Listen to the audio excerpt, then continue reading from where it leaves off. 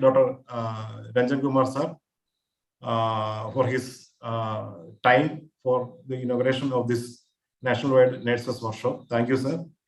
Next, I would like to thank Dr. Dinesh Tomar, who is the Honorable Secretary General of NNF India. Thank you, sir, for your time.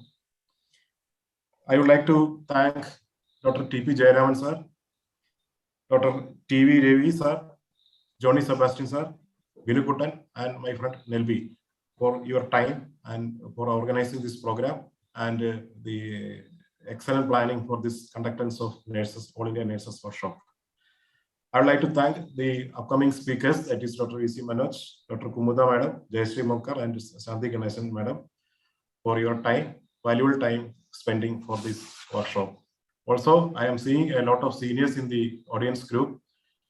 Devagar sir is there, Parvati Madam is there, Saroja Madam is there, Barendra sir is there. Thank you, sir. Thank you, madams, for your time. Now we go on to the scientific program.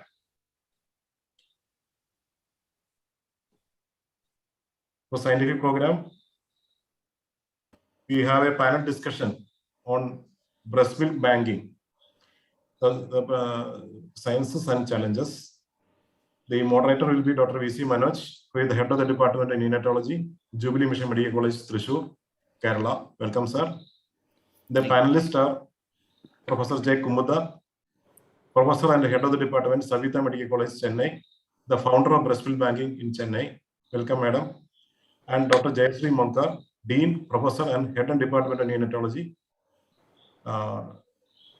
and Technical Advisory Group of Human Milk Banking, Government of India Trustee. Welcome, madam. And Mrs. Shanti Ganesan, In Charge Nurse, Department of Neonatology and Human Milk Bank, Institute of Child Health, Chennai. Welcome, madam.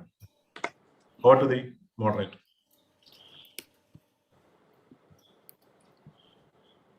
Am I audible? Yes, sir. Yeah. Okay. May I request all the panelists, the experts, Professor Kumuda, Professor Monkar, and Shanti Ganesan to kindly enable videos and audios and be live through. We'll have a gallery view.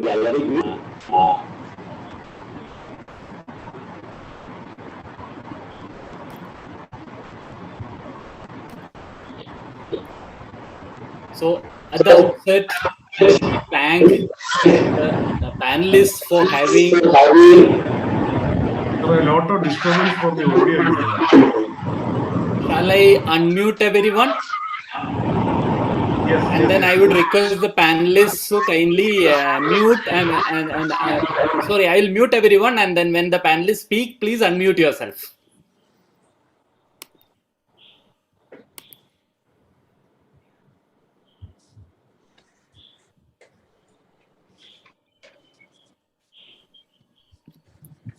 So,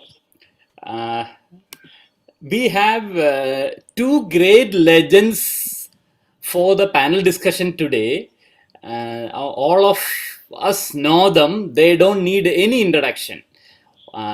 Professor Kumuda, of course, officially she is the professor and HOD Savita Medical College, Chennai, and founder of Breast Milk Bank Service, Tamil Nadu. But I would introduce her as was the first person who established, probably to my knowledge, exclusive breastfeeding or something to that effect in a surrogate mother. Just imagine. And that is her commitment to this process of exclusive breastfeeding.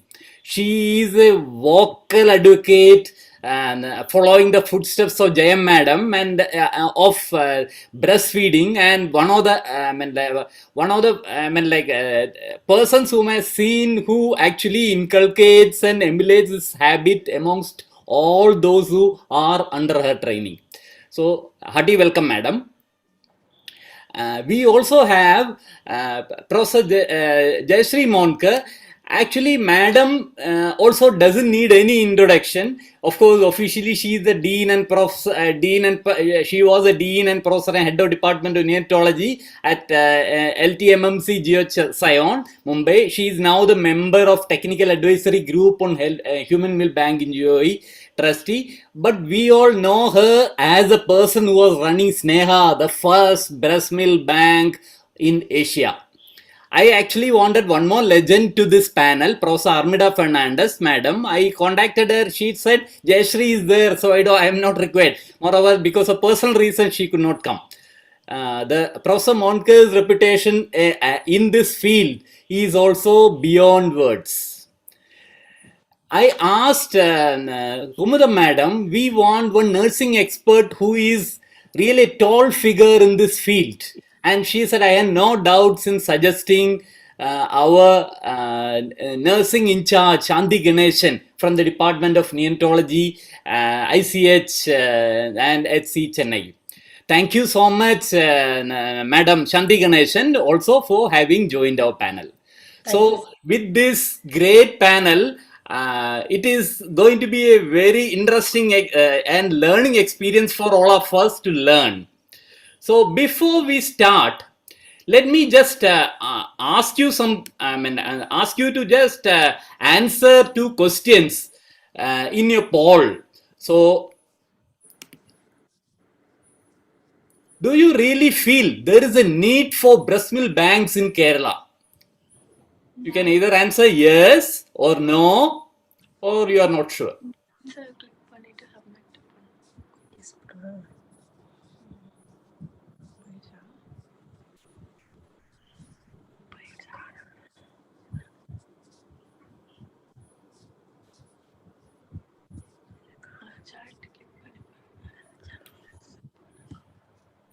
We had only 12 responses so far, so probably we'll wait for.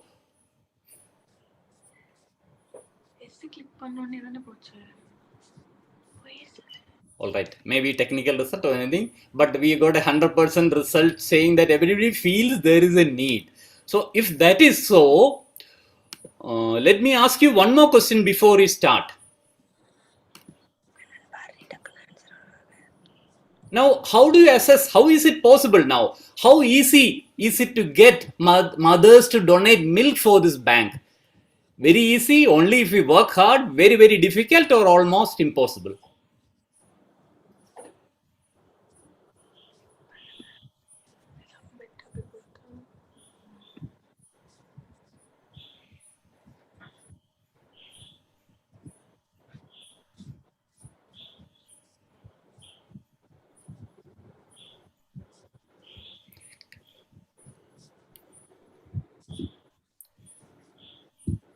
Great. So 93% feel that only if we work hard, we will be able to. It is not, everybody agrees it's not easy. So this sets the tone for today's discussion. We all know, even though we have whenever you have a difficulty, we all know that adversities we should try to change into opportunities.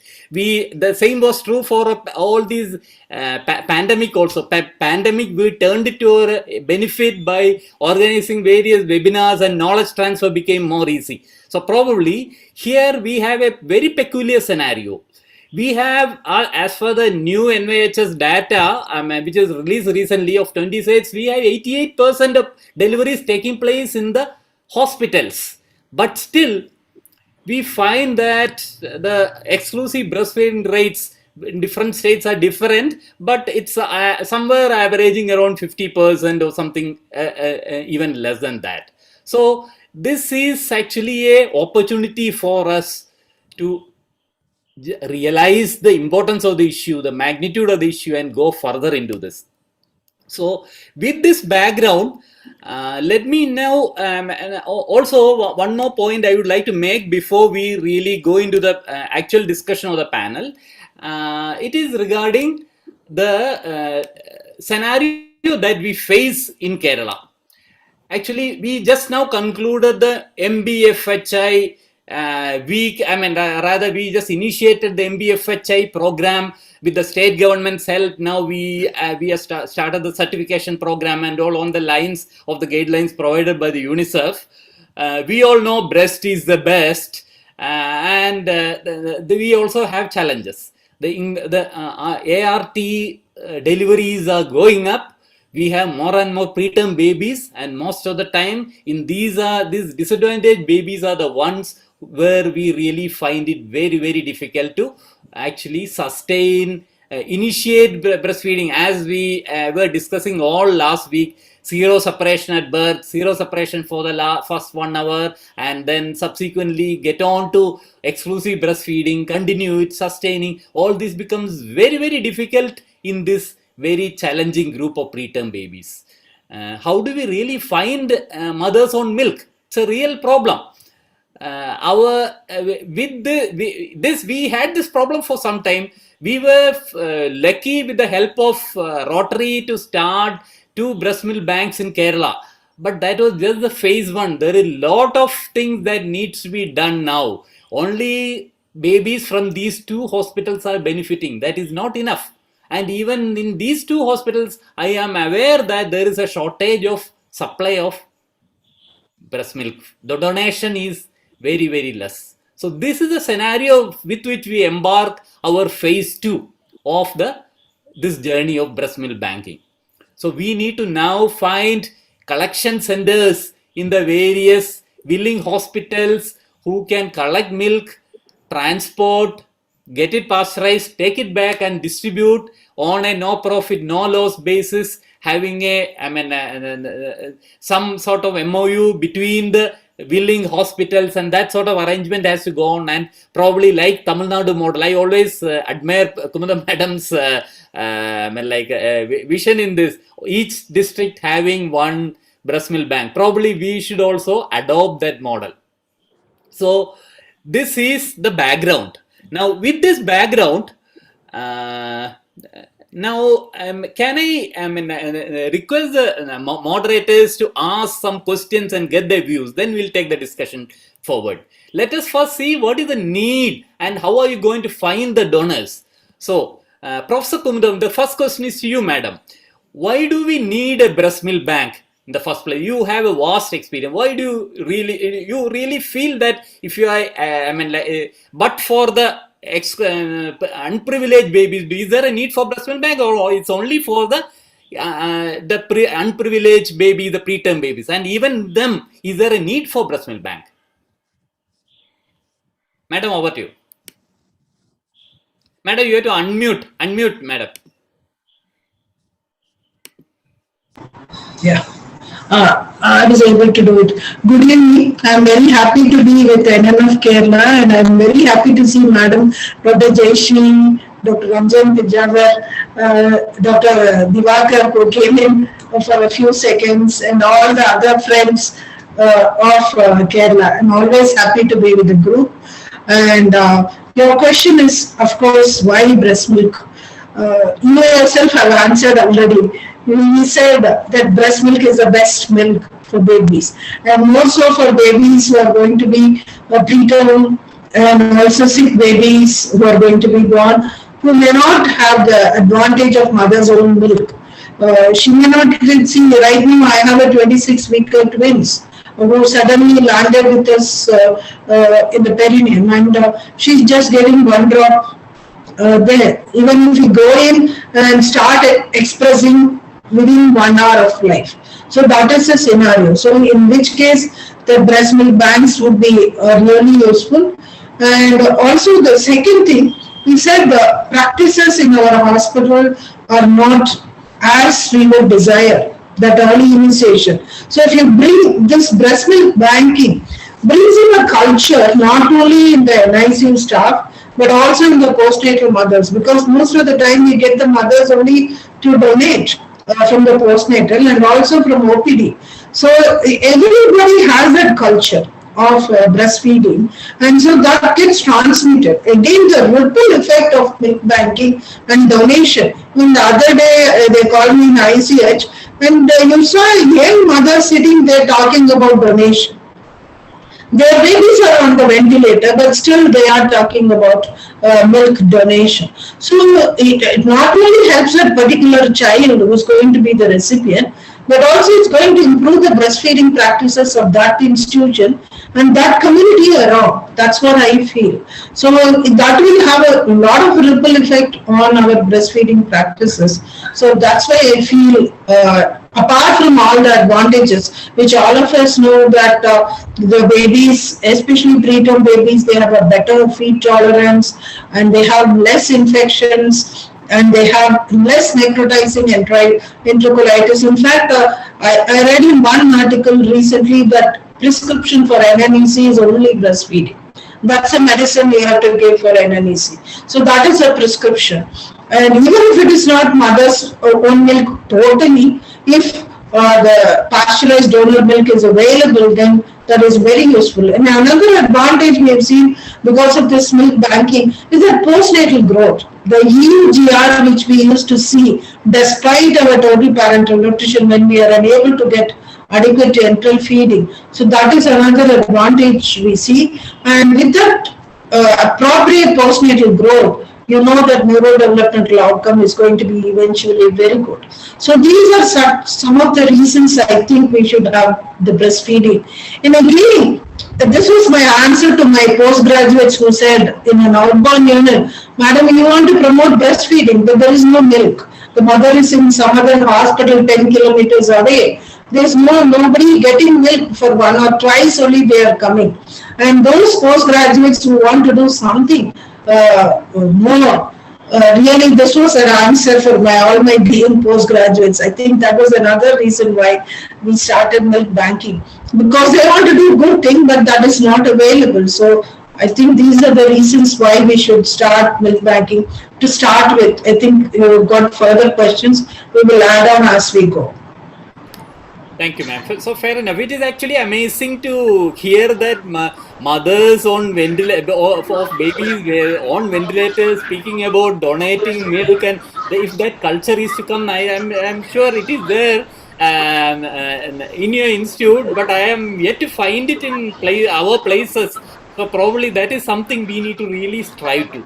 On that note, let me extend the question a little bit and ask Professor Monta, Madam, who are actually the beneficiaries, who are the real beneficiaries of this program?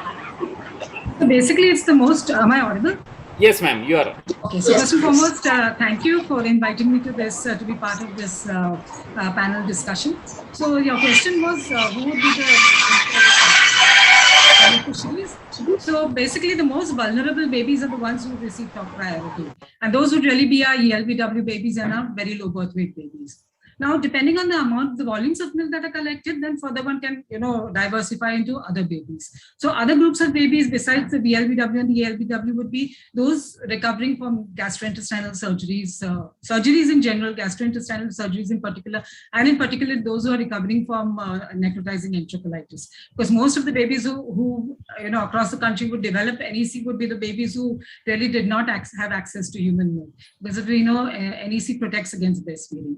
Then, of course, other groups of babies who might warrant it are multiple pregnancies, especially in the first few days after birth, especially if they're low birth weight, very low birth weight as it is would qualify.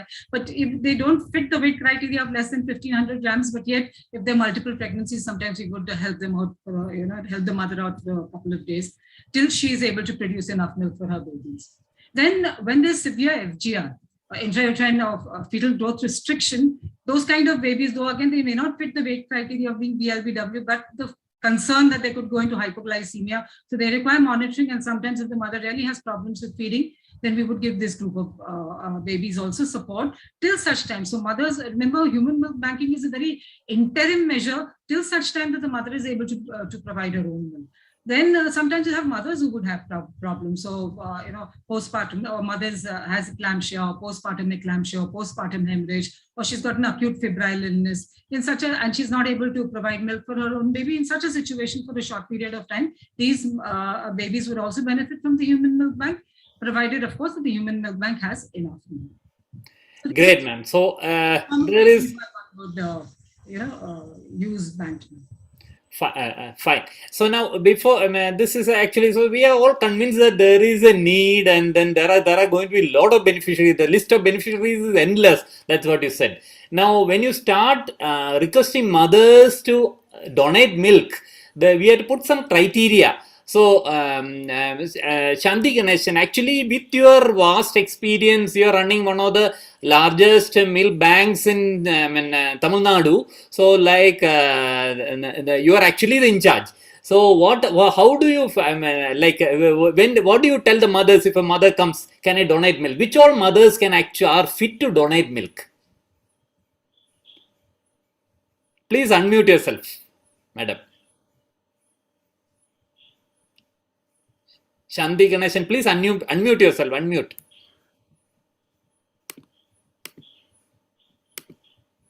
Okay. Yeah.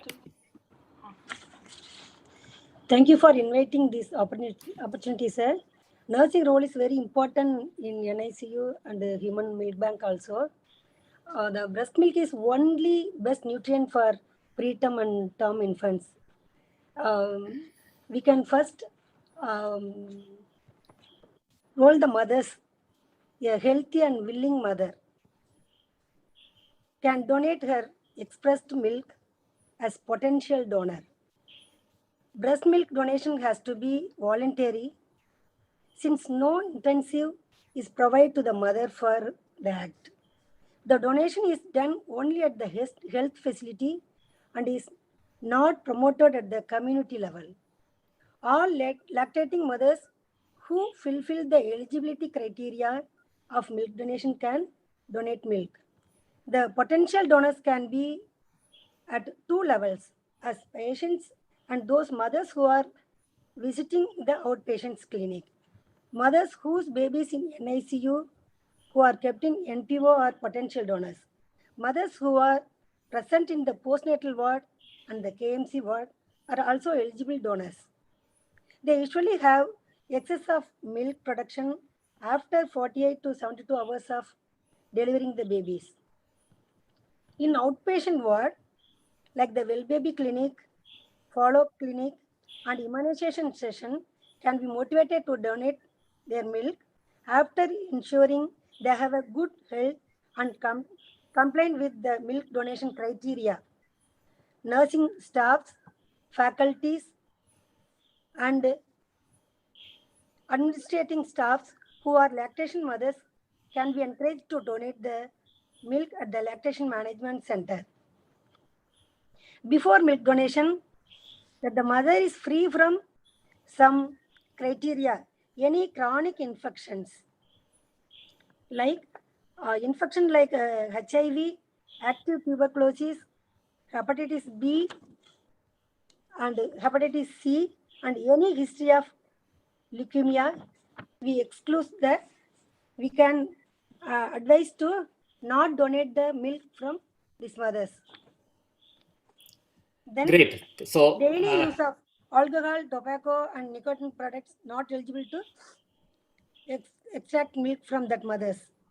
Recipient of any organ or tissue transplant within the past 12 months are not eligible to donate. Okay, sir. okay, so thank you, Shanti, for that. Now, Jayashree madam, now can you elaborate a little more on the prerequisites of the donors? Like some common doubts, like she said about beverages. So when you take a tea or coffee, then when can you donate, or all this? So what are the general things that you tell the mother if you have found that mother is having enough milk and willing to donate? The conditions Shanti has already said. Now, what are you going to tell these mothers, and then how are you going to screen the prerequisites? So basically, like Dr. Shanti said, I think there are four major areas where we collect milk from the postnatal care wards, and you were surprised about babies on the ventilator, their mothers donating, but those are a very important target group. That happens, I think, only in Kumara Madam's unit. To tell all these mothers that if you have your baby is, their babies are so vulnerable and tiny, so their babies are the ones who are really going to require their mother's own milk. So unless mothers express 6 to 8 times in at least 8 times in a 24-hour period, her milk supply is going to, there'll be a feedback inhibition of lactation and her milk supply would go down. So that's the group of NICU babies who are on minimal nutrition would definitely be one group of mothers whom you want to motivate. So that's one group. Besides that, of course, like Dr. Shanti said, is the postnatal care wards and the well baby clinic. Today, more and more longitudinal mothers, donor mothers are, because India, it's mostly a cross-sectional population, hospital-based collection. But today, today, educated mothers are coming forward themselves. They look at the websites and they will contact you and they will say that we want to donate milk. Now, once a mother has shown willingness to donate milk, then the next issue is, donor screening criteria. So most milk banks will have a formal form for donor screening. And that is sort of divided into three parts: the history, the examination of the mother, and her serological status. So in terms of the history, like Dr. Shanti very correctly said, so the first thing that we look at, we find out whether the mother currently has any problems, if she's got some acute illness. And today's day and age, with the COVID being so rampant, any influenza-like illness in the past 2 weeks, again, we wouldn't want her to donate milk. Then we would want, she should not have any acute illnesses. Then she should not have history of hepatitis or received a blood transfusion in the recent past. Then again, a cough for more than 2 weeks. Any mother who has cough for more than 2 weeks, a likelihood of tuberculosis. So we would not recruit her as a donor. Of course, all these mothers, whether they are COVID positive or negative, or whether they have respiratory other issues, would feed their own babies, but we would not recruit them up to as donors. Then any high-risk behavior. Tea and coffee, I think, we have never really found out whether they drink tea or coffee, because then we would. This is a common question that is being, everybody asks, I had coffee, so how many hours I should wait? No, I think everyone drinks within physiological levels. So within physiological levels, I wouldn't worry too much about how many cups of tea and coffee that they have drunk. At least in our donor selection criteria, we're not looking at that kind of a thing. But alcohol intake, tobacco chewing, or any drugs, which can, these what is narcotic type drugs, those of course would be a contraindication. Then, and of course, any medication. So, when a mother's feeding her own baby, most medications are acceptable, or you sort of, use a permutation and combination. When she's donating to the milk bank, she should accept, say, multivitamins, calcium, all the hematinics, as well as, thyroid preparations, and, insulin, and the oral anti-diabetics. All other drugs, generally, we would not encourage mothers who are on any other medications to donate to the milk bank. We would allow them to breastfeed their own babies, of course. And we would ask, for example, if she's on an antipsychotic, we'd ask the psychiatrist to sort of, adjust the dosages or adjust the drugs that would work for, breastfeeding, but not for milk banking. Then comes the examination findings. So on examination, obviously the mother has to be healthy. She has to be, free from any communicable diseases. She should not have any skin rashes, particularly around the breast. And of course, if she has things like chicken pox or herpes, then she would not bear the animal. The third thing that you look at is the serology of the mother. So typically what is done in the antenatal period, HIV, VDRL, hepatitis B, hepatitis C, mother has to be serologically negative for all these. And today, if the mother has any symptoms, obviously we don't take from milk banking, but COVID is another thing that we have to always keep at the back of our mind also.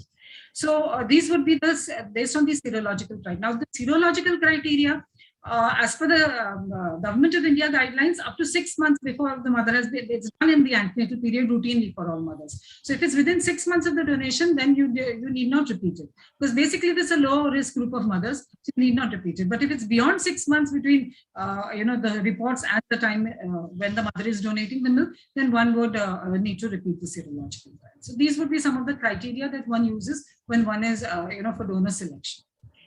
Great. Thank you, madam. Before we proceed further, may I request all the respected attendees, if you have any points for discussion, kindly put it in the chat box. Some of the points we'll discuss as we discuss the points, and then at the end we'll try, if time permits, we'll have an open house where you could give your views also. But if you have anything on what the speaker says, any clarification, please put it in the chat box so we can straight away discuss those points. Kumunda madam, we lost you for a moment. Are you back? Who's that? I think let her come back. We will continue till that, ma'am. So from whatever whatever we heard so far, we know that of course there is a need for breast milk bank. It is going to be a challenging task. And we need to be, very careful when you select the donors and the criteria and all. Broadly, we just discussed. Now let us come to the crux of the matter. When we started to breast milk banks in the state, the problem we realized was sustaining. Maybe the first problem we realized was sustaining the supply of donors. So this is a big problem actually to get enough breast milk. We have the pasteurizer capacity is quite huge. Of course, we can pasteurize on a smaller level also, but then we don't get enough milk. And the demand, the moment we started getting requests not only from Kerala, from areas like Coimbatore and places like that, will you be able to spare? And then we said, we are sorry, not even for outside the hospital we are able to supply. So there is a big difference in the demand and supply in this. So this is an area where we really need to look at. So I would want to hear Professor Monker's views on the ethical considerations regarding sustaining, because how can you how can you can't really force the mother, you can't really give incentives to the mother, that is against ethics. So how what are the ethical considerations when you actually request mothers to donate milk? So basically, I think let's start with the surmise that someone might ask. I mean, today we have an elite audience of neonatologists, but otherwise, means when the nurses are asked that, can a mother who is who has to breastfeed her baby, can she donate milk? First and foremost, the question starts there. So the answer there is very clear. And as we all know that the more the breast is emptied out, the more the milk will be produced. So therefore, I think one of the reassuring factors when we speak to the mothers also, because mothers are also going to ask that, is my milk going to fall short for my baby if I donate milk? So then we need to convince her that, look, the more you express out the milk, the more the milk is going to come in. And in fact, when you completely express it, it's going to increase your milk volumes. So the sustenance of milk volume will be at a higher level. So that's the first ethical issue that I was saying. The second issue is, of course, that all milk collection that is done has to be done with written and informed consent. So once a mother is, you've spoken to her, you've sounded her out. Like I said, the PNC mothers, day 2, day 3, their milk volume increases. They get congested breasts, or sometimes they supply much more than the requirements of their baby. So, and what should I say? The crux of the whole milk bank, the success of a milk bank depends on your lactation nurses or your counselors. So these counselors, because they are, meeting the mother, doing their rounds daily, they're in touch with the mothers, they are counseling the mothers with their lactation problems. So when they encourage them to express milk because they've got congested breast, rather than throwing away the milk, you'd say, okay, let me this thing. So, but whatever it is, whether it is in the PNC wards, whether it's in the outpatient department or whether it's in the NICU, it always has to be with written informed. The donation finally has to be with written informed consent. Then, so your written informed consent basically has to be in local language. And generally, the points that we cover would be saying that, okay, I am aware that mother's milk is the best for her baby. I'm also aware that if I were to donate milk, that it's less likely to fall short, or unlikely to fall short for my baby. I am aware that the milk that I will donate will be pasteurized and will be given to save the lives of needy babies, premature babies in the unit. I'm aware that I will not be, compensated for it, or that there will be no charges for the, when my milk is given to babies. Now, if it is a private setup, of course, this would have to be modified, and you'd say that maybe there will be a small processing fee, but that it is not for profit. So the crux of this situation, again, in terms of ethical issues, is recipient consent. And last is the important thing is that, we take consent from all the recipients, and there has to be no coercion. So if a mother says she's not willing to donate, we cannot coerce her. But sometimes there will be a mother who's quite happy to donate, but for some reason she fails the donor selection criteria. So again, the ethical issue is being, treating this mother with dignity. So whoever the nurse is or the lactation counselor is or the doctor is should be very comfortable explaining that we may, for whatever reason, they're not able to do that, encouraging the mother to continue feeding her baby, saying that your antibodies will go into to the baby, so it's going to protect the baby. So that's another very important ethical issue, no coercion. And so we have to maintain, and the most important thing that I would like to highlight on this platform is commercialization of donor human milk must be avoided at whatever cost. Today we have one player in the Indian market, tomorrow there'll be 10 players in the Indian market. I'm hoping that the legislation is in process. The government, Ministry of Health and Family Welfare is working on the legislation. But I think as a group, as NNF, I think this is one more focus that, we should really try and avoid commercialization. We can only do that if we scale up milk banking in our country, so that no one needs to go commercial.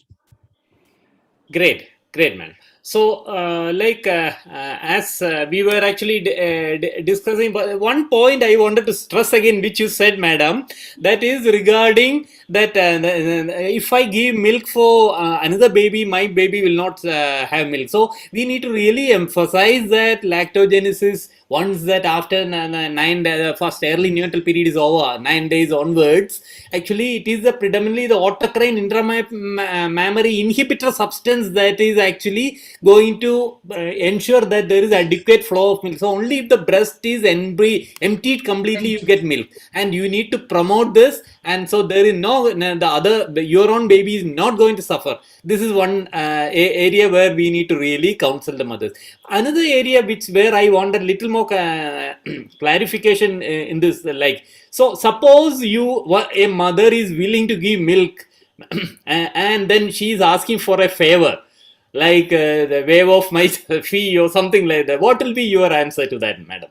Well, fortunately, I work for a municipal hospital. There are no charges anyway. And for the neonatal, because of all these government programs, there is even for the intensive care unit, there are no charges at all. So I would love... yes, that's it. But what we do is we have a medical social worker department. So these are really poor people. Some live hand to mouth even for food. So we generally refer them to the social worker department, and we have some phenomenal donors who are attached to our hospital who are willing to donate anything that we want. So if it's like now Ledaflex is available on schedule, but if you want long lines or anything like that, partly they're made to pay so that they understand the value of it. But we would have people who would. So it has nothing to do with milk donation. Very clear on that fact that milk donation is a totally different cup of tea altogether. We don't link it in any way to any of the other services, the social worker services that we provide. You cannot encourage. In 31 years of my experience in milk banking, this has never been a link between these two conditions. You donate, so we will help. It never works that way. It should never happen. It will be ethical also. Great. Now let us hear from Kumudam madam. Madam, what is your magic? How do you really make sure that the supply is always more than the demand in your center? This US is only one of the places where this is actually happening. And what is the secret of this success? Madam, please unmute yourself. Unmute, madam. Please unmute yourself.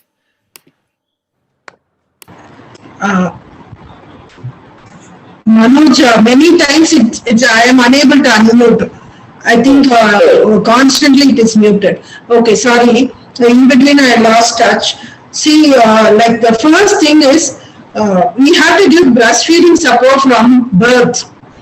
See, not that from the day one they are going to donate to us, but the way in which we support. I found this from Shanti only. Like if you give support to them, and she used to get from the next hospital, that is from IOG. She used to go and talk about breastfeeding to all the postnatal mothers who are not from our hospital, the next door hospital. Talk about importance, everything, and support them and handle their lactation problems. Then they help us when they have copious milk secretion. That is number one. And number two, we used to do two types of counseling. One is she used to do group counseling, that is get all the mothers to talk about the advantages of breast milk and how babies would benefit. And we can also donate, not only feed our baby, but also for the other baby. So at that time, few would get sensitized, and at that time, few would do. But later on, we have to do individual one-to-one counseling regarding the advantages, how it is going to be beneficial to the baby, and also tell them about the type of babies we are handling, how the mothers are unable to secrete. Many times the mothers who are unable to give milk might themselves be very sick, or they might be in some other hospital. So this mother who is not feeding the baby, milk per oral for the condition or whatever, but today they are doing early enteral feeding, but that is not the case. Earlier we might have more babies on NPO, but all the ventilated babies also do get thing. So the second individual one-to-one counseling is the second policy which we have to adopt. And the fourth thing is the previous donors, that is the peer group counseling among themselves is the best I have seen. If one mother has given the donation and she has done that experience without pain. See, another thing which we have to see that if a mother comes for milk expression, we should see to that we make her very comfortable, and that donation process or experience should be painless. If she has got even the little pain, then she would go and tell the others, no, it is very painful, don't go, and all sorts of things. So the peer counseling or the donors, previous donors, are the ones which we do. And once donated, we make them do not only one donation, repeated donations. And whatever quantity they give, we also encourage them. And again in institute, they found that the mothers most of the time were outborn and no food or diet was given as part of the hospital dieting. So they have arranged even from ICDS that nutrition mix is brought, and they used to make some porridge, kanji and milk they used to add and give it to mothers who are donating. Like blood donation, this idea we got from blood donation. See, each time they go for blood donation, they give them a cool drink, some biscuit at the end of the session and send them home. So same way, we thought we will give this mother some nutritious drink to give so that it will improve her nutrition, and also she feels at the end of the process very nice that she has been looked after, her needs has been looked after. And recently they've introduced another thing also, giving a certificate. I felt it was very nice. See, each time the blood bank donor has a certificate and he goes around. The first time we donate, we go around saying, see, I donated, I've got a certificate. The same way they've started recently, Kamil Ratnam in the institute, has started certification. So when they go, they get discharged, they are sent with a certificate saying they are donors. And so these are things which would motivate the mother and then keep donating, coming to us. But what the best I have seen is motivation, keeping them comfortable, looking after their baby well. See, in the postnatal ward, if you do proper rounds and start initiation of breastfeeding in the labor room for that mother, she goes, she feels she's looked after. So she's willing to handle or give these people, because when they approach, they think they looked after me well. So they have concern for another child. So that is why they're coming and asking us. So that I feel the best thing is again coming back to the interlinking of how you look after a normal woman who do not have any problem. So if those people are looked after well, then they would come and donate. And of course, those who have problems. We have gone and collected milk from mother's own milk from ICUs also. Today, the ICUs also are very, very, they have gone into the thought process of the hospital. And so they allow us to go and take milk from the mothers who are admitted in ICU once they are stabilized. So that is the culture we have to produce in the hospital. And again, the administrator has to help us in getting the good response and also having a good ambience. See, in our Savita Medical College, I have a nice sofa and nice privacy for the patient when they come, and they have something to watch also, TV, all those things. So those music also, they say, but we have TV, certain things to be added on to encourage mothers to be relaxed during milk donation, which also helps their let down reflex. And we make them come with their baby and donate. We don't separate the baby and mother. When they want to come and donate, we always ask them to bring the baby also, so that the baby is in their lap. So that is, these are some of the motivating strategies. But of course, one strategy will not work with single mother. We have to have multiple strategies for mother, and we have to identify which mother gets motivated by which strategy, and I will have to use it. Hats Thank off you. to you, madam. It is like, like this is, I mean, thanks for sharing your magic in this. The thing is, like, most of the time, we know that we cannot give any incentive, but how to actually get them to motivate is a big challenge. And then if you are doing that, that's a very commendable job. Now, we will have a very, I would request all the experts to be very, very brief in the answers in the next part of the discussion. That is the technical aspects, the how to run, the running the technical aspects of the bank regarding manpower, collection procedure, pasteurization. We don't need the details because majority of the attendees are actually wanting to actually have an overview first, not the technical details. I know you are all experts. So let's start with Shanti. Shanti, can you just tell us in brief the manpower requirements, the challenges in that actually? What is how many people are required to run I mean, specifically devoted people for the as a manpower? The manpower is also very important to maintain the human movement. There's two portions of staff labor, that is full time and part-time. In full time, we need what CL. Can you please come towards the screen and talk because your voice is breaking in between. And don't keep moving, Shanti. No, your voice is coming and go. Need one CLMC manager, that is comprehensive lactation management center. One lactation support system. Then one technician. In part, need microbiologist and IT manager. The CLMC manager should supervise all activities and maintain all records very fast. Then staff should counsel the mother. Lot of technical issues. I think we are not able to hear you properly. Maybe you can ask Dr. Jayashree madam. Madam, Jayashree madam, can you just be very brief on the how do you feel? What are the challenges in the manpower requirements? So basically, the manpower requirement, if you look at the national guidelines, they've been pretty generous as far as the recommendations are concerned. They have recommended 5 lactation counselors, then 1 milk bank manager, 1 technician, a part-time microbiologist, and a servant.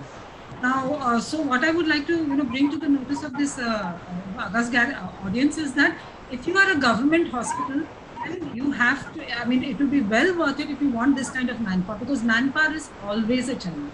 If you want this kind of manpower, you need to apply to the NHM at the center through your state NHM. And then once it is approved, I mean, the ZRCs are then come and do site assessment visits and stuff like that. But once it is approved, then you will get your budget, which is about 32 lakhs just for the equipment, one-time equipment. Then you'll get 15 lakhs each year for the manpower. So government has made that provision, so that is something that everyone needs to do. Now, like you said, Rotary Club has helped across the country many places to start milk banks. So obviously they're not going to be, most of the time they only give you the infrastructure, they don't give you manpower. Then if it's getting your local manpower, then you need, depending on your workload, you need your manpower. For example, like I said, first 27 years of our milk bank, we had 2 lactation nurses, because like I said, lactation management nurses are the pillars of your milk bank, and 1 technician and 1 servant. Between the 4 of them, they managed everything, including the sterilization of all the pumps, the containers, the motivation of donors, collection of milk, sending to microbiology, pasteurization, sending, the whole procedures they would manage. So number of manpower varies according to the size of the milk. Great, ma'am. And practically, probably the minimum if I am to summarize that, the minimum number should be 2 lactation counselors, 1 technician, and 1 person to help in the other aspects. Actually, this is the minimum. This person can be from anyone in the any servant in the department. Great. I want to add this. Yes. If your state government asks the HR through your PIP, the NHM government of India would provide this. This year we have got 36 HR for CLMCs. 36 HR. we have proposed. But it is most of the time difficult to convince our own government rather than NHM Government of India. This I agree, ma'am. It's this is an area where we need to really learn the tricks of the trade and then go up. Actually, we will, ma'am. So, coming to the next question, continuing with Kumudha madam, can you just explain the collection procedure in brief? Be very brief. How is this process? We don't need the technical. I know. See, in the collection process, what we have to do is only the cleanliness part. The cleanliness. One is the mother's cleanliness and surrounding the ambience cleanliness, and that is wherein your hygiene person or the housekeeping person is very important. And also the collection pumps if you are using, and if you are using hand manual expression, and again how the mother has to wash her hands. And bathing, even in the national guidelines, bathing has been recommended, but many a time may not be possible. At least cleaning of the breast, that is the upper portion before you collect, that is very important. And again, single pump. If you are using a manual pump, single pump to be used for the mother. It can be sterilized, again used for the same lady. That is what we are trying to get that, but in the hospitals, it may not be available all the time, so but that is one thing. And the sterilization of those pumps. Now bottle sterilizers are available where easily they can do, or autoclaving is available. So these are the stringent cleanliness of the mother surrounding, and the utensils and the pumps you will use is very important. One of the questions where we deliberated upon a lot when we set up our first 2 breast milk banks in the state was what should be the method of pasteurization. Should we go for a water shaker bath, or should we go for a full-fledged pasteurizer? So, Jayashree madam, can you just tell us a little bit about the various methods of pasteurization and which one is suggested in which setting actually? So basically, across the globe, all milk banks pasteurize milk by what is called the Holder pasteurization. The Holder pasteurization method is a method where you heat the milk, bring the temperature up to 62.5 degrees centigrade, hold that temperature for 30 minutes, and then rapidly cool the milk to 4 degrees centigrade within a span of half an hour. So this process will actually destroy all the pathological microorganisms, whatever types that could have contaminated the breast milk. So that is what is Holder pasteurization. Now, Holder pasteurization can be done using a semi-automated, can be done using a fully automated pasteurizer, a semi-automated pasteurizer, or a shaker water. Now, starting with the shaker water bath. The shaker water bath was something that the Hambana guidelines, almost in 2017, they had on their website the picture of the shaker water bath. It's only after 2017 that they had shown. So in India, I mean, we ourselves for the first 27 years of the existence of our milk bank use the shaker water bath.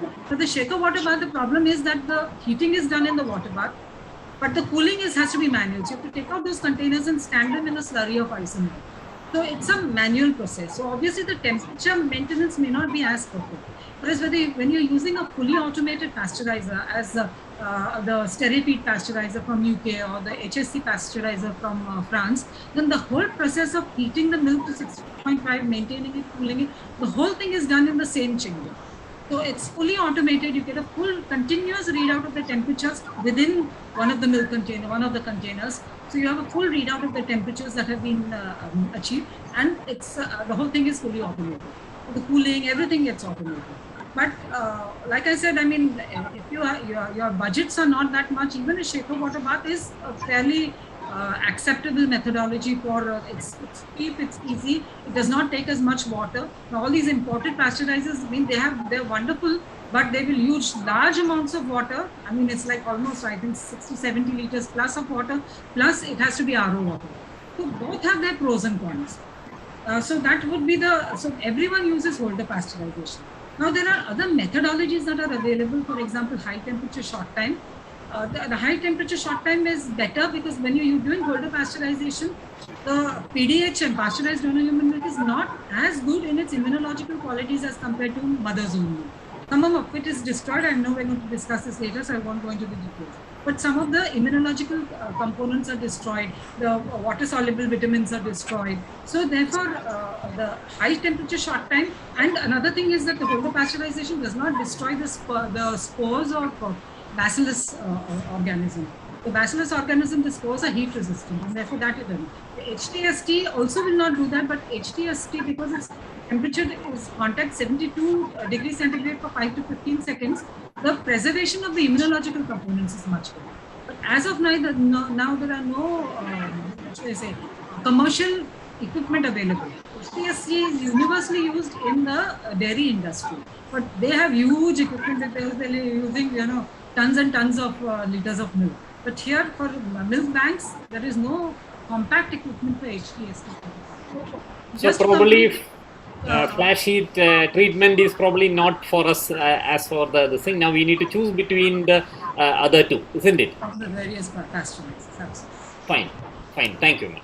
So now a little bit about the storage guidelines.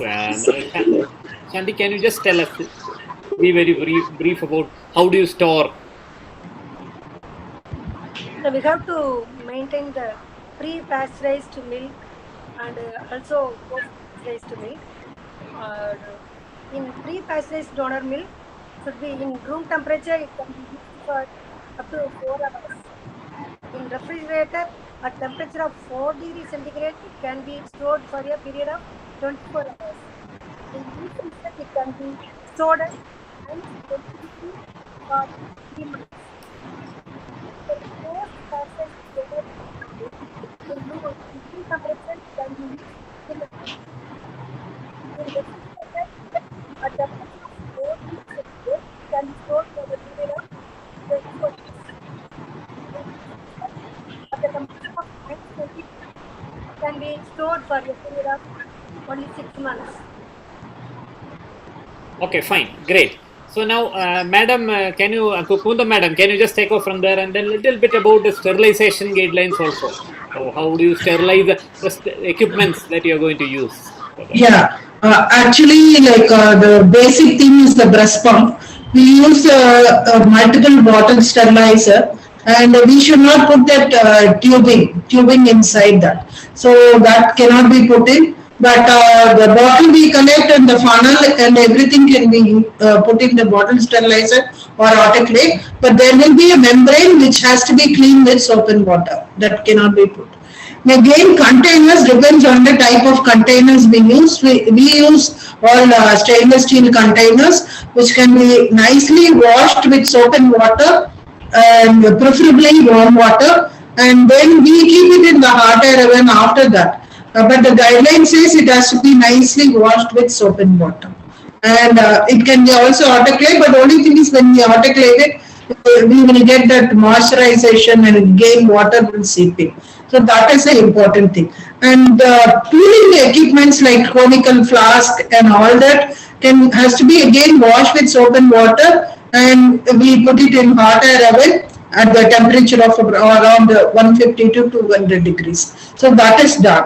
And again, the process under laminar flow, we should know how to use a laminar flow, switch it on earlier, and then when UV rays when to switch it on, all that guidelines has to be taken care of.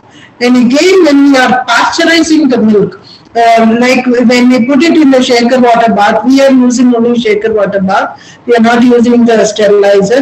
So we should see if we don't fully immerse into the water. In case the lid is not tight or anything, milk will spill and again water will go inside. So that we should be very careful. And preheat to 62.5. Then as it is shaking, then put in your containers and leave it for 30 minutes. And again, as Dr. Jayashree said, when we do the rapid cooling, we use gel packs because it is not automatic. So when we try to get it to 4 degrees, then we have to see that the ice packs we make in the sterile way and the water we use there also is good quality. Otherwise, we can have contamination. And again, when you are taking the milk for testing, sample testing, and again, you should be careful that you don't contaminate the milk. And again, when we are storing, in the storage container, it will be a good idea to use two freezers. One for the pasteurized milk where we are awaiting the results, or those who we have got the results. And at least if you have only one freezer, have two at least compartments or shelves. We used to have two baskets. So depending on the type of freezer you're going to use, whether it is front open or it is opening from the top or whatever. So depending on that, isolation would be a good idea. And again, maintenance of temperature is also very, very important. A minus 20 has to be maintained. So don't try to go above 18. And uninterrupted power supply is very, very essential for this maintenance of sterilization. And we have in our hospital instant hot water. There are provisions which you can also make. The minute you put on the switch, we will get instant hot water, which could be used for washing with soap and water. And so that maintains the sterility, and also contamination is much, much low. Great, ma'am. And we do also periodic swabbing of the containers we do as part of the quality check also. After washing and pre-washing, some swabs can be taken. Fine, fine. So in general, and it depends on the equipments that you're using. The methods of sterilization varies a little bit. But anyway, there is not much of ambiguity regarding the procedure. That is almost universally done. Now, little bit about the dispatch guidelines. Professor Monica, can you just tell us? So, like Dr. Kumudar said, all milk that is pasteurized is again subjected to post-pasteurization testing. The milk that is to be dispatched, we have to ensure that that it is safe. That means post-pasteurization, there should be absolutely no gluten. That would be the first thing. And like Dr. Kumudar said, once the milk is certified as safe, you've got the culture report from the micro department, then you shift this container to the safe refrigerator, which is from the safe deep freezer. From there, you're going to dispense the milk. Now, the second thing is the milk has to be dispensed on a first in, first out basis. The milk which came in earlier has to be sent out earlier. Because as already mentioned by Dr. Shanti, that the shelf life is 6 months from the date of collection. Not from the date of pasteurization, but from the date of collection. The third thing is that it has to be dispensed on prescription. So every day the unit system in charge or the ADUT staff has to inform the milk bank approximately what would be the requirements of the, in terms of cc's of milk or in terms of containers, depending on the volume, the size of your containers. And then that is then sent to the unit, and then it is stored there in the refrigerator. Now, milk has to be thawed before it is used. So thawing has to be done by keeping the milk in the refrigerator overnight, in the refrigerator compartment overnight for about 18 to 24 hours. Once it is thawed and then you plan to use it. So this thawing can be done either in the milk bank or it can be done in the unit. So over the weekends, like suppose Saturday, Sunday, on Saturday we would send it, the nurse would keep the ones for the Sunday in the freezer, and the rest would be in the refrigerator for thawing. Now once you get the container out, it has to be used, it has to be brought to room temperature. You bring it to room temperature by standing the container in a container, in a bowl containing warm water, ensuring that the neck part is not immersed, so that no water is getting into the container. It's like, or you get actually heaters these days. You get milk warmers, and so you can stand it in that, and it gets automatically heated to that particular temperature. And then once you have got the milk to room temperature, then you should use it preferably within 4 to 6 hours. I would say within 4 hours. In a busy NICU, it's safer to use it within 4 hours. 4 hours. And beyond that, the rest has to be discarded. Never refreeze the milk or never refreeze the milk. So what about the volume that you are going to take out? Actually, if you are going to the container now, it has to be tailored, or it has. What we do in our institution is, so we have containers of 125 ml, sometimes some 250 ml containers. So one container would be used for a number of babies. So once it is out, for suppose you have 7 babies in the unit who require it, so that container would go for 7 babies. So as it is, we pool milk. Pre-pasteurization, we pool the milk from 3 to 5 mothers. So if you're looking for tracking from donor to recipient, you're tracking from a group of donors to a group of recipients. That is the only drawback. Now, when the legislation comes out and if they say 1-to-1 tracking, then we would have to change this. But for us, if you want to minimize the milk wastage, because once you get it out, so that kind of a situation, what you need to do is you get out once you've thawed it, you get out the volume to another container and then use it for a particular baby. Right? And the rest you keep in the refrigerator. But once you get it to room temperature, please do not re-refrigerate. Great. So now, before we go on to Libby's, yes. Just a statement. See, we know the previously what is the requirement of the NICU to some extent. So we know how much to move the next day. Only if you have new admissions, new babies, then we will know what is the prescription plan. Great. So it has to be, something like tailored, and then you will get to you. I mean, cannot be, general, and you need to have different size bottles also depending on the. Am I right? Yes, yes, sir. Yes, sir. Okay, now let me, regarding the technical aspect, the last question, then we go on to the final part of the discussion. So, what is the role of documentation, Shanti? Can you just tell us? No, what are the documents you use, Shanti? This is also most important one. As a nurse, we have to maintain the documents very clearly.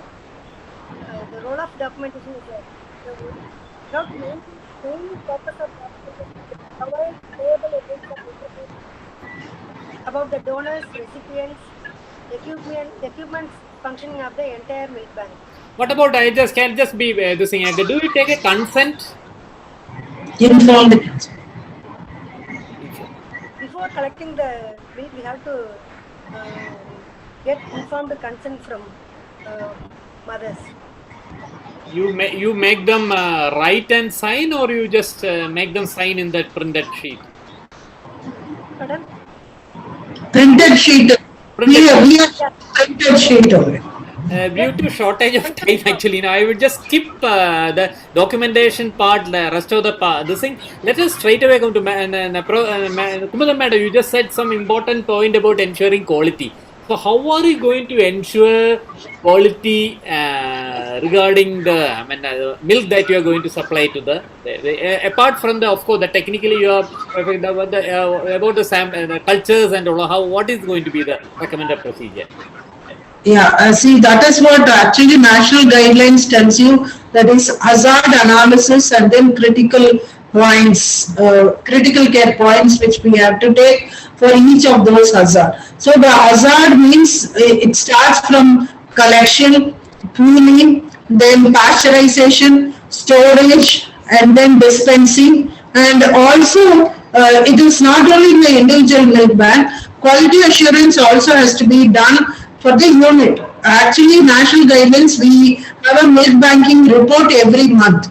So where they ask the number of mothers who have donated, volume collected, number of babies who have received this. Out of this, how many preterm babies? See, because we want this milk bank, certain indicators, about 10 to 12 indicators are collected. So that also is part of the thing. And again, as part of quality assurance, as Dr. Jayeshi said, we have to have quality equipments also.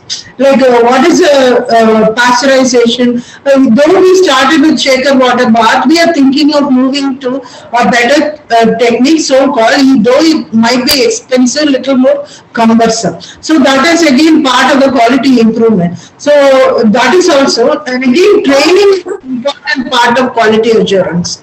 So training, periodic training, that is also important. So we have certain important indices which, because of time, lack of time, I am not saying that. So we have for each of these documentation, and then we have to monitor. And again, mentoring, that is why the role of ZRC, that is zonal CLMCs, they will go and visit, mentor, and give them the quality assurance form is there, auditing can be done, and based on that they will give recommendations for them to improve or certification. So these are the processes which we have to do based on audit we make. The process is audit. In fact, national guideline is coming with each of these now to monitor all the CLMC. Again, they are even in fact looking towards licensing like milk banks, but that is still not in the process. But all this has been done at the national level, where me and Dr. Jayeshi is part of it.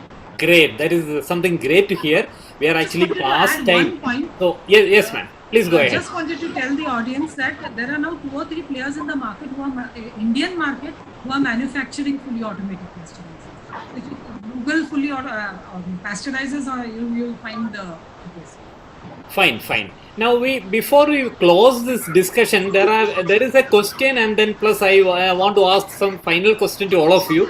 So the question from the audience: can we take help from NGOs in making sure supply is maintained?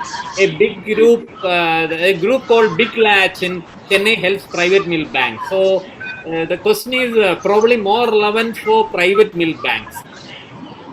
Yeah. NGOs can help us, but depends on what part they are going to do.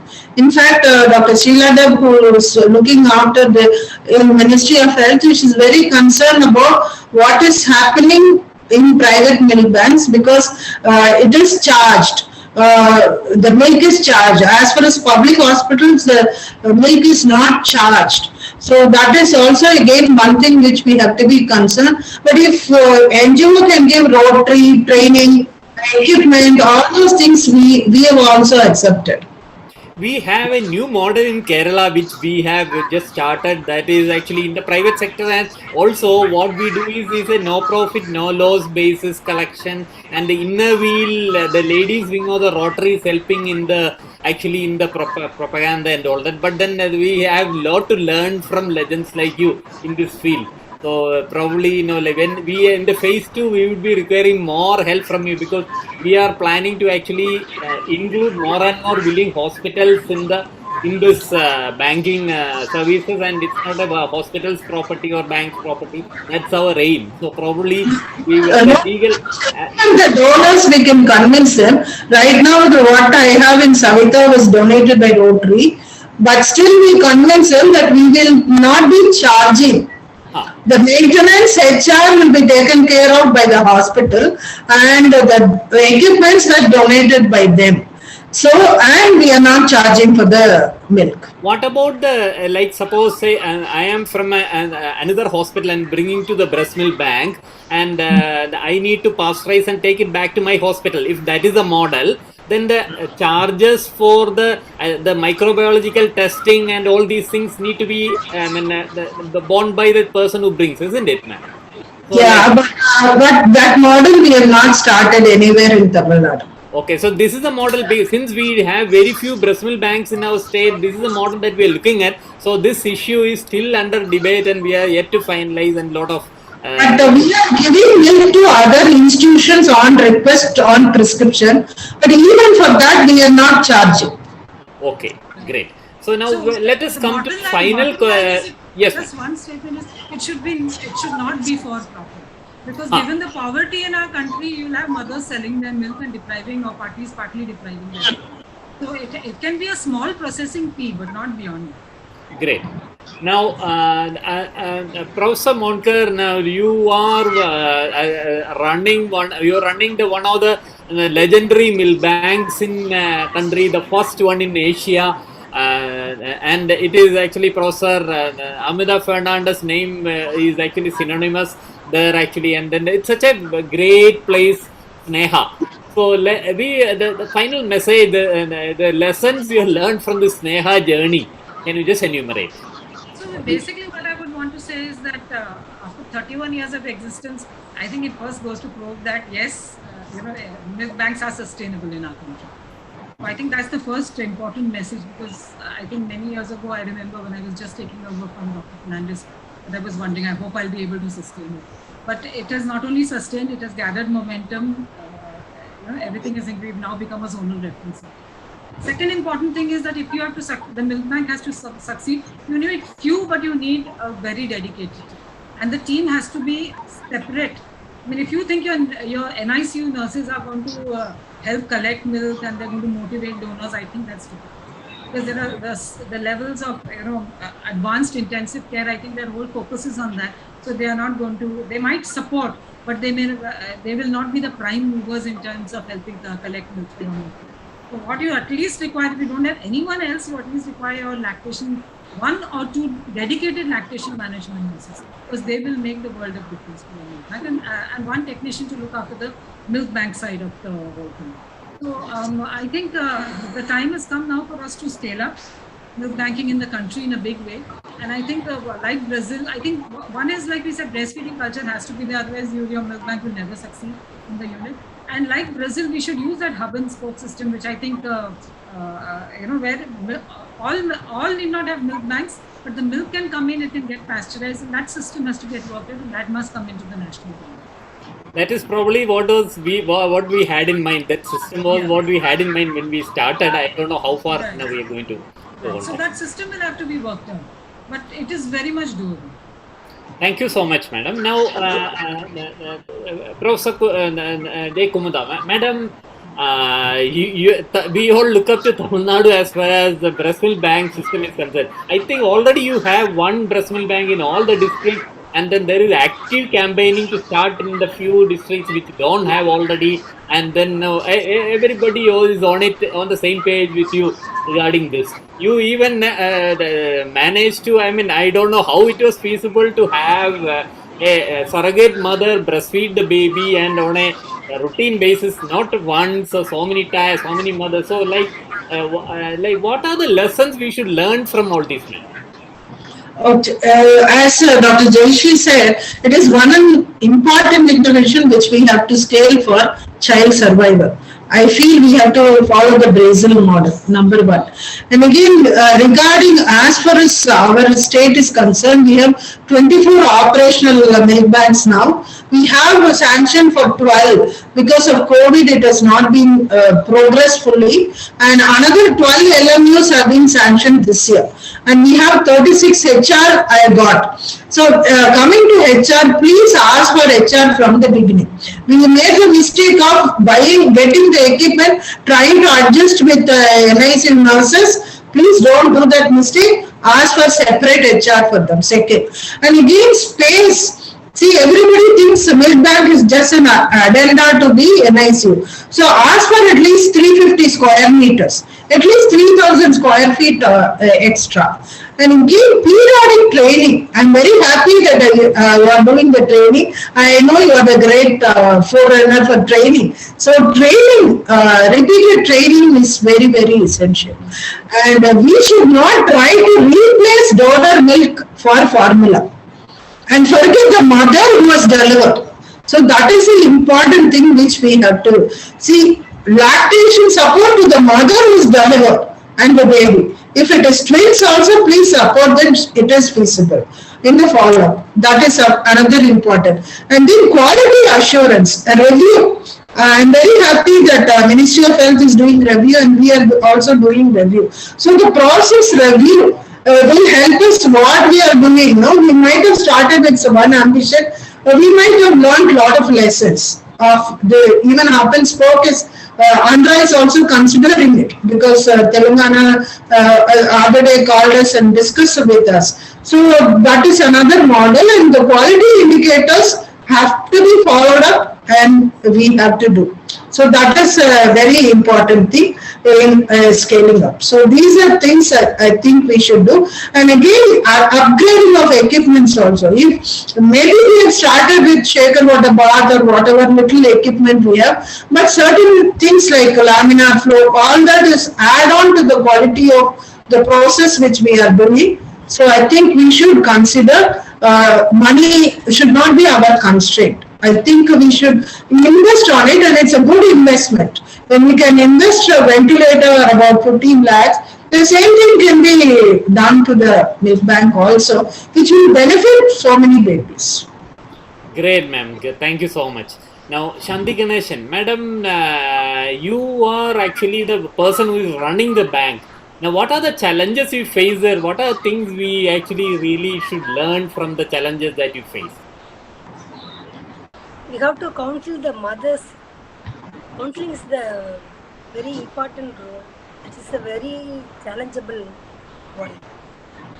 Then collection, cleaning the containers, maintaining the equipments, then maintaining the healthcare providers, workers. It's also very challengeable. We have to maintain the milk, donor milk and the recipient milk. We have to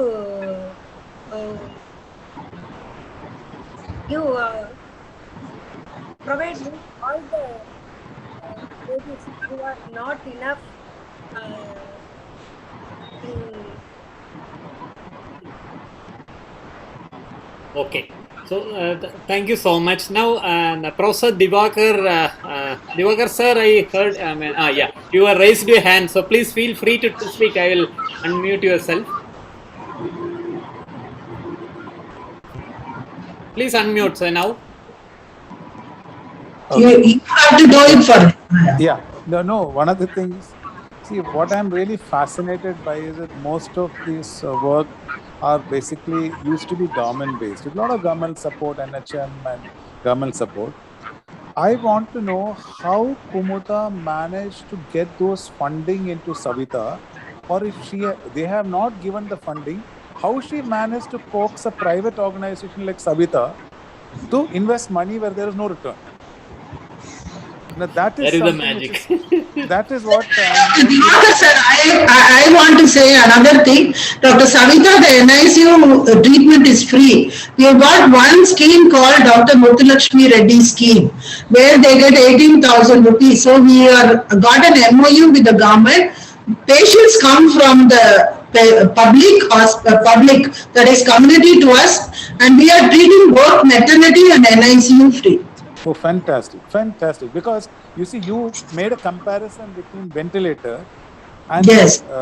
I know now, because I'm sitting on the administrative side, how the mathematics works there.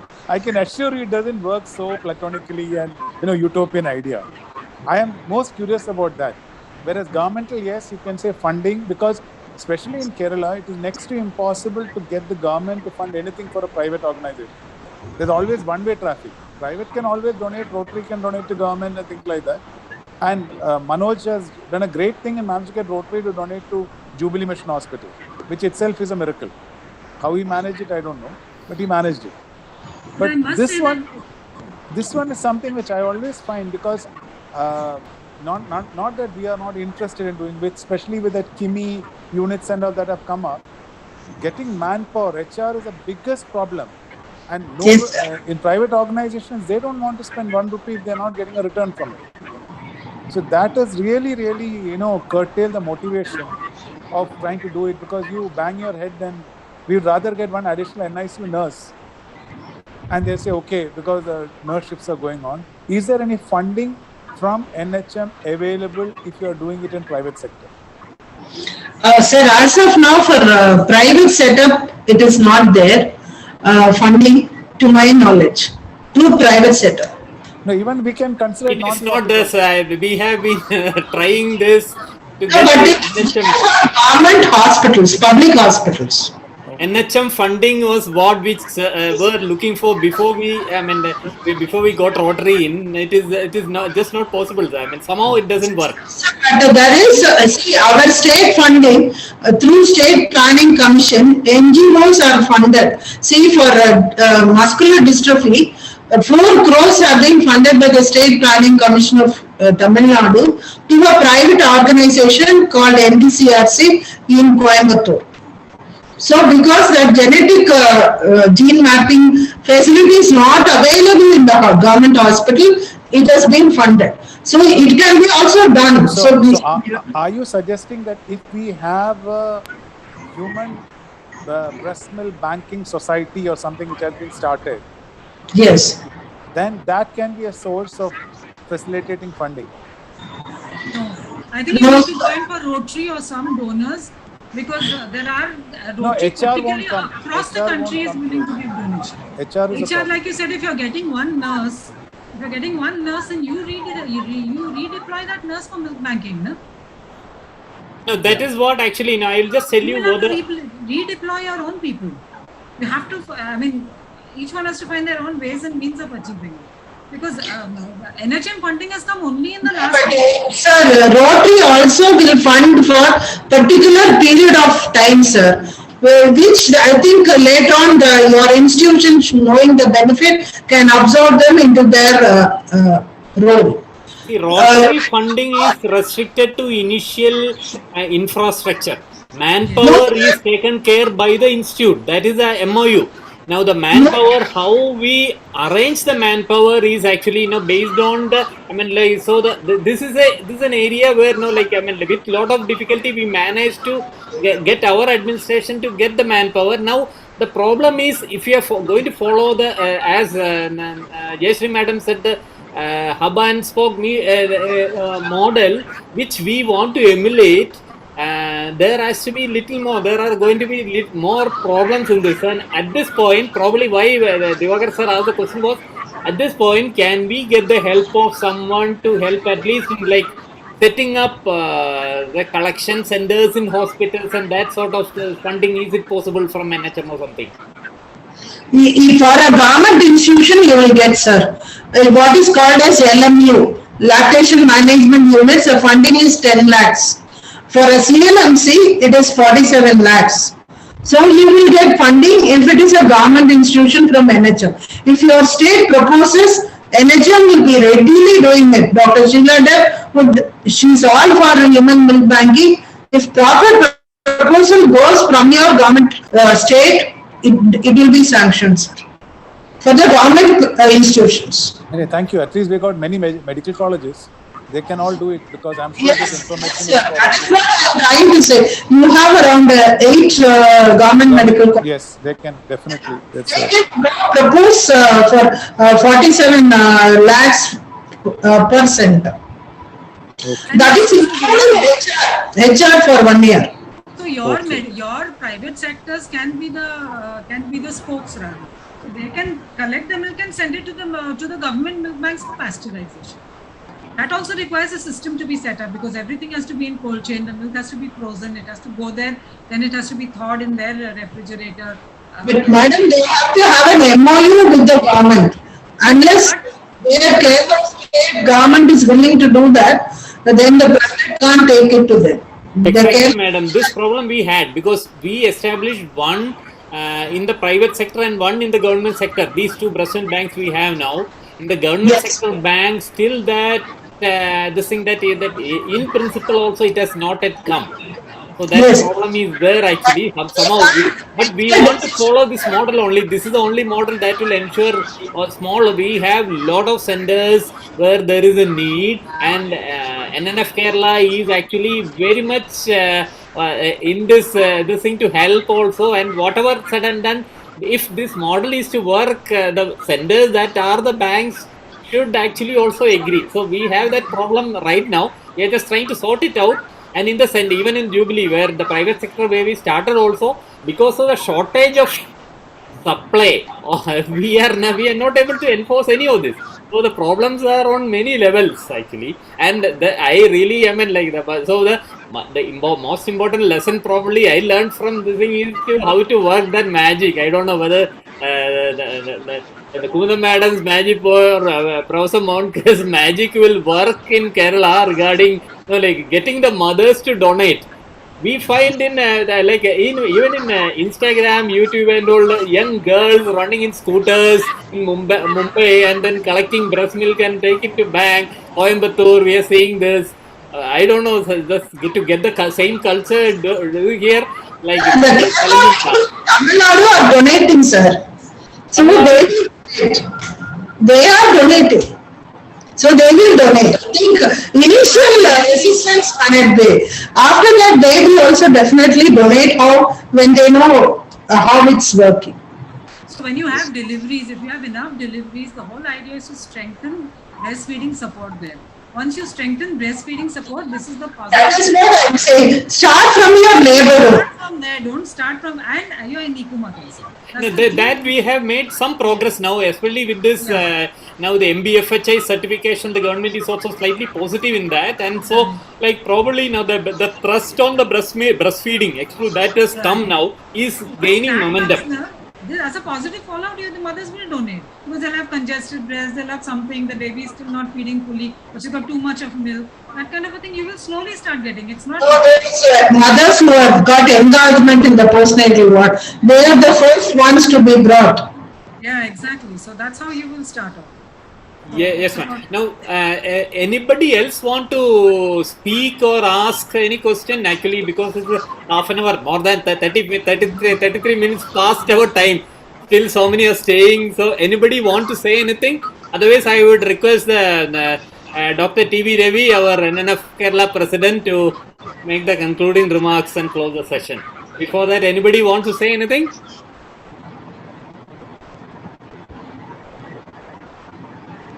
Dr. Sahana Devdas, see you are there, ma'am. Okay, fine.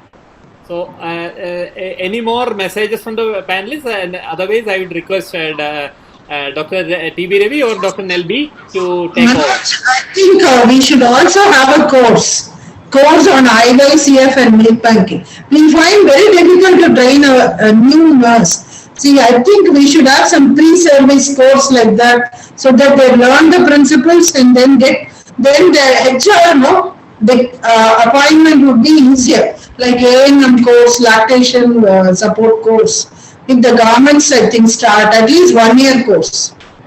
We will think, and then we will come to both of you for ideas and guidance in this, man.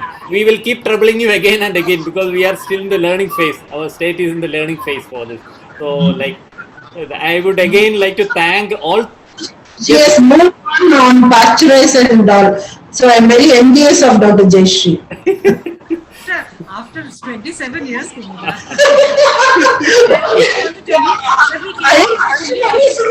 old in milk banking. We started in 40, so we are 7 years old. No, we also have come out with an indigenous model. We worked with PATH for 3 years in the. Yeah, but that is not coming to the market yet, no? Yes, so it's our model is the KVC was a company, but it's, I think, on the net it's Trident Labor Tech. So what will be the cost in that, ma'am? In that model? 5 lakhs, no? 5.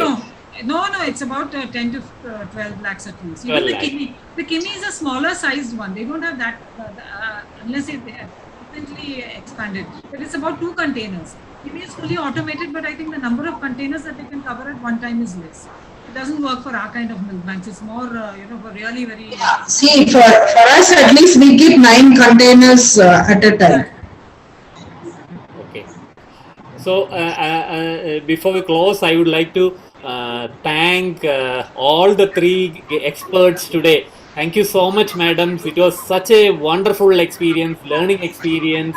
Lot of things we learned from you, and it was an honor to host all 3 of you. We look forward to having all of you again with us in our future work in this regard. So thank you so much. Thank you. Thank you for the opportunity. Yes, thank you so much. Now, may I request Nelby to kindly take over? Thank you, sir. Thank you all for all the excellent speakers. We were enlightened from your talk, your knowledge. Actually, we are in a stage of neonatal period right now. We want your inputs, your motivations, your knowledge, everything to grow at least to a toddler phase. So we will be in contact with you. We are really taking it seriously, and to grow into the next level, we need everyone's support, and we will be contacting you, madam. Thank you. Thank you. Good night. Good night, everyone. Good night. Thank you. Good night. Good night. Good night, everybody. Good night. Good night. Bye, Shanti. Good night. Good night. Thank you, ma'am. Bye. Actually, Shanti is a silent worker. I mean, like, she has done a lot of work that anyway, today, because of connectivity, somehow things we could not hear from you. Little properly. It's okay. Thank you. Sorry, I got disconnected a little bit. No. A lot of technical issues with today, unlike some other days. And plus, like, we had another Raspinar also today. The same days, another program clashed. So half the attendees went for that. Actually, that sort of thing was also there. Okay. Sir, we just finished this thing. Actually, we can make any comments. Yeah, still we had around 60 people attending. Yeah. Okay. Midway, but it's a good number for NNF. So thank you very much, madams, for your wholehearted participation and your great input. It will be an eye opener for small people like us. No, no, everybody is doing their government service. I am Manoj and your team. No? Thank you, Dr. Ravi. Yeah, Thank you very much. Thank you. Good night.